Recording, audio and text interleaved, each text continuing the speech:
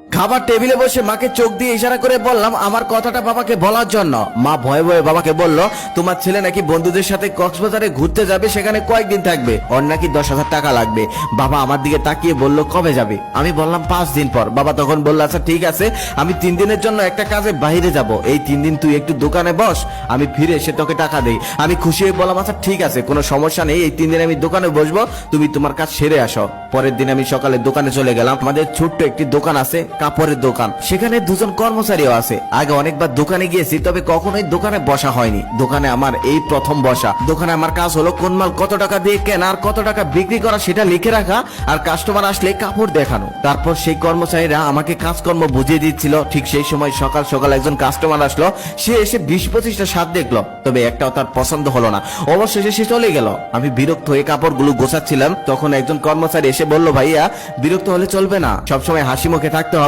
কিছু কিছু কাস্টমার এসে দোকানের সমস্ত কাপড় দেখে ফেলবে, তবে একটাও নিবে না, কিচ্ছু করার নেই, তারপরেও হাসি মুখে থাকতে হবে। তার কিছুক্ষণ পর আরেকটা ছেলে আসলো, সে এসে প্যান্ট দেখতে চাইলো। আমি তাকে কয়েকটা প্যান্ট দেখালাম, তারপর সে একটা প্যান্ট পছন্দ করলো। সেই প্যান্টটার কেনা দাম ছিল 1200 টাকা, আমি তার কাছে 1500 টাকা চাইলাম। সেই প্যান্টটা সে কিছুক্ষণ নাড়াচাড়া করে 300 টাকা বললো। আমার রাগি শরীরটা জ্বলতেছে, 1200 টাকা কেনা প্যান্ট 300 টাকা বলতেছে, তবে কিছুই বলতে পারছি না। তারপরে হাসি মুখে বললাম, না ভাইয়া দেওয়া যাবে না, এই প্যান্টটা তুমি 1400 টাকা হলে নিতে পারবে। ছেলেটা চলে গেল। তার কিছুক্ষণ পর আরেকজন মহিলা আসলো, এসে সমস্ত দোকান উলট পালট করে ফেললো। তারপর 2টা কাপড় পছন্দ করলো। পছন্দ করার পর বলতেছে, আমার হাজবেন্ড 3 দিন পর স্যালারি পাবে, 3 দিন পর এসে আমি এই কাপড় দুটি নিয়ে যাব, রেখে দেন। রাগে আমার শরীর জ্বলতেছে, কিন্তু আমি কিছুই বলতে পারতেছি না। তারপর তাকে হাসি মুখে বললাম, ঠিক আছে আন্টি, আঙ্কেল যখন টাকা পায় তখন এসে কাপড়টা নিয়ে যান, সাথে আঙ্কেলকেও নিয়ে আসবেন। তার কিছুক্ষণ পর একটা ছেলে আর একটা মেয়ে আসলো, দেখেই মনে হচ্ছিল তারা গার্লফ্রেন্ড বয়ফ্রেন্ড। এসে অনেক ভাব দেখাচ্ছিল। এক কর্মচারীকে বলল, তোদের দোকানের সব থেকে ভালো কাপড় চোপড় গুলো আমাকে দেখা। তারপর সে অনেকগুলো কাপড় চোপড় দেখালো।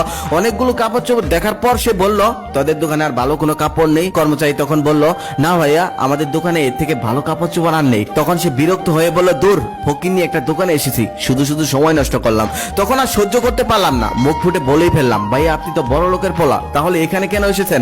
আপনি তো যাবেন যমুনা ফিউচার পার্ক কিংবা বসুন্ধরা সিটিতে, এখানে এসে কেন সময় নষ্ট করছিলেন? তখন আমাদের দুজনের মধ্যে কথা কাটাকাটি হচ্ছিল। ঠিক সেই সময় আমাদের এক কর্মচারী তার কাছে মাপ চেয়ে বলল, ভাইয়া প্লিজ আপনি চলে যান। তারপর ছেলেটা চলে গেল। তারপর কর্মচারী আমাকে এসে বলল, ভাইয়া এমনটা করা যাবে না, আমরা দোকানদার, আপনি তো প্রথম এসেছেন তাই জানেন না, প্রতিদিন কত রকমের কাস্টমার আসে, কত মানুষ কত কথা বলে, সেগুলো আমাদের সহ্য করতে হয়, হজম করে নিতে হয়, শুনেও না শোনার ভান করতে হয়, কিছু করার নেই, আমরা দোকানদার। ওই যে কথায় আছে না, খদ্দের লক্ষ্মী দোকানদার পেঁচা। তারপর সারাদিন দোকান করে আমি একটা হিসাব করে দেখলাম, সমস্ত খরচ বাদ দিয়ে আমি মাত্র ইনকাম করেছি মাত্র 800 টাকা। এভাবেই 3 দিন দোকান করলাম। 3 দিন দোকান করার পর হিসাব করে দেখলাম 3 দিনের সমস্ত খরচ বাদ দিয়ে আমি মাত্র ইনকাম করেছি 5000 টাকারও কম। আবার এই 3 দিনে আমি যে কষ্টটা করেছি, আমার জীবনে আমি এত কষ্ট করিনি, এত মানুষের কথা শুনিনি, কখনোই এত মানুষ আমাকে অবহেলা করতে পারেনি। তারপর সে রাতে আমি ঘরে শুয়ে শুয়ে মোবাইল টিপছিলাম। ঠিক সেই সময় বাবা আমার পাশে এসে বলল, এই নিয়ে তো 10,000 টাকা। আমি তখন বাবাকে বললাম, বাবা কিসের টাকা? তখন বাবা আমাকে বলল, কেন,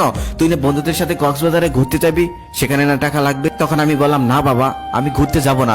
যে আমি 3 দিনে 5000 টাকা ইনকাম করতে পারলাম না, সেই আমি কক্সবাজারে গিয়ে 2 দিনে 10,000 টাকা ভাঙার ক্ষমতা রাখি না। আমাদের মতো মধ্যবিত্ত ফ্যামিলিদের এসব মানায় না। তখন বাবা বলতেছে, তোর তো পণ্ডিতি করতে হবে না, বন্ধুরা যাচ্ছে তুইও যা, সমুদ্রের বিশালতা দেখলে নিজের মনটাও বিশাল হয়ে যায়। তখন আমি বাবাকে বললাম, বাবা বিশালতা দেখার জন্য সমুদ্রের পাড়ে যেতে হয় না, বাবার চোখের দিকে তাকালেই হয়। তারপর আমি কক্সবাজার যাওয়াটা ক্যান্সেল করে দিলাম। রাতে খাবার টেবিলে বসে বাবাকে বলছিলাম, বাবা দোকানে 2 জন কর্মচারী রাখার কোনো দরকার নেই, কাল থেকে আমি দোকানে বসবো, একজন হলেই হবে। তার একটু পর বাবা মাকে বলতেছে, আজকে তরকারিতে এত ঝাল দিয়েছো কেন?